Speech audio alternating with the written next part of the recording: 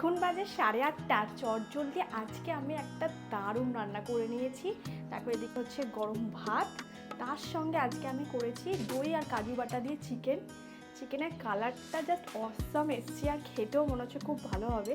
দেখো এরকম আমি তোমাদের একটুখানি হাতা দিয়ে তুলে দেখাচ্ছি, দাঁড়াও। দেখো এটা হচ্ছে লেগ পিসটাই উঠছে আমার হাতে, ঠিক আছে? দেখো লেগ পিস, এই বড় লেগ পিস, আর কাইটা কতটা দেখো, দেখো গাঢ় হয়েছে।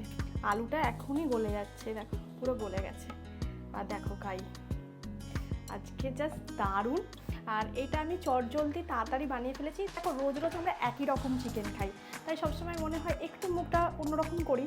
চিকেন কষা হবে কিন্তু খেতে হবে অন্যরকম টেস্ট, মানে যেরকম ডেলি আমরা যে মাংসটা করি সবসময় তো নয় চিকেনের ঝোল এগুলোই বানাই, কষা মাংস বানাই, কিন্তু এটা কষা মাংস কিন্তু টেস্টটা হবে একদম অন্যরকম।